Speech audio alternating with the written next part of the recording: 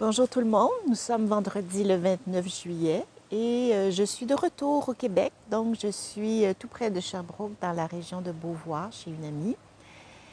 Alors je suis super contente d'être venue.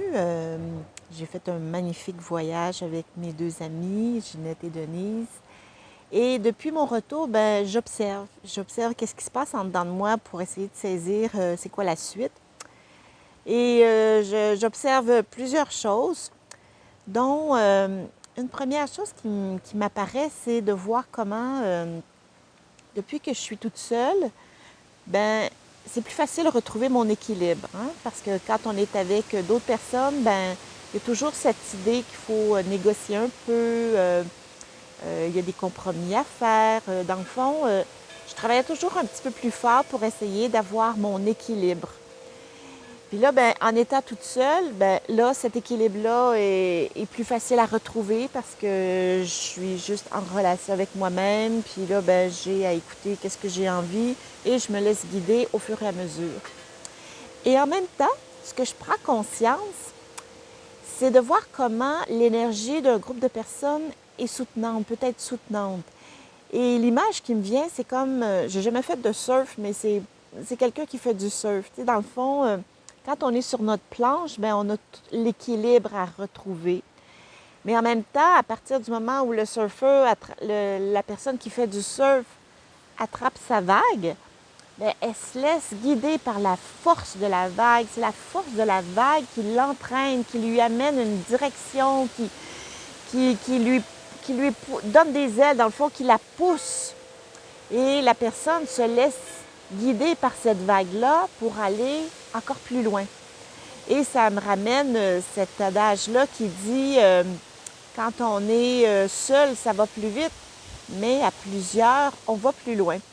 Fait que depuis que je suis toute seule, je prends conscience de ça. Comment c'est plus difficile de prendre une décision, puis l'énergie est moins là et j'ai comme à trouver cette force-là en dedans de moi toute seule. J'ai pas l'élan des autres pour me pousser. Des fois, tu sais, j'ai même pas besoin, quand on est avec un groupe, on n'est pas obligé de prendre une décision par rapport à tout.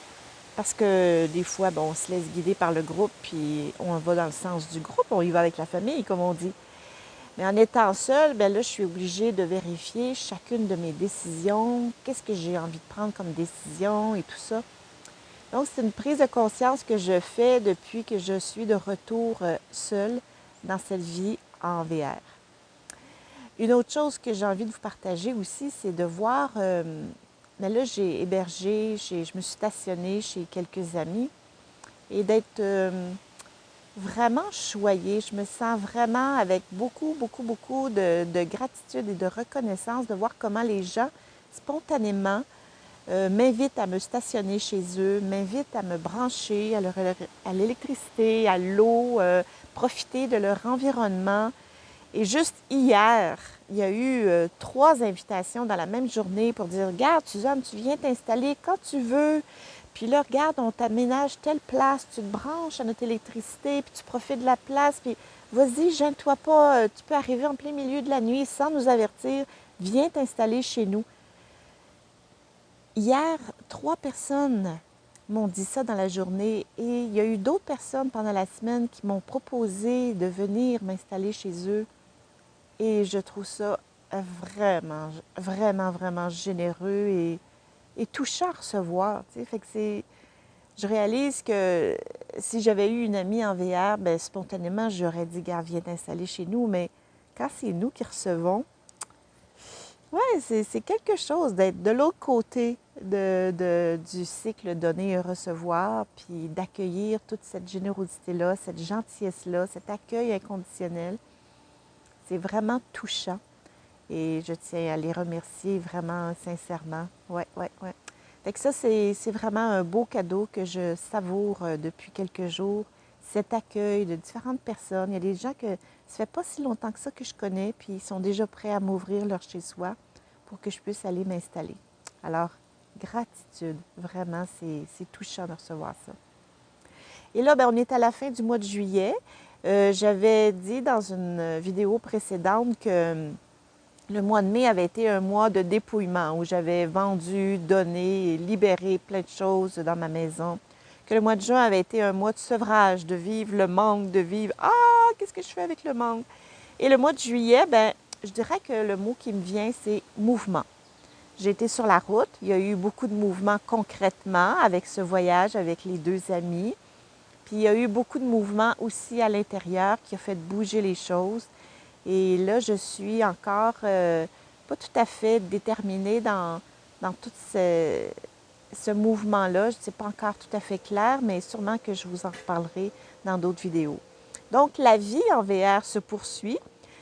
On dirait que la tentation est venue dans les premiers jours de me dire, bon, j'ai fait mon voyage, là, est-ce que je m'en vais m'installer dans un terrain de camping, puis je suis stable jusqu'à l'automne, puis je l'ai fait mon trip. Et en même temps, il y avait une autre petite voix qui me disait, non, non, non, non, non, Suzanne, tu n'as pas fini encore ton expérience, continue, profite du fait que tu as ton VR, vas-y, va voyager, va te déstabiliser encore, va encore te mettre sur la route.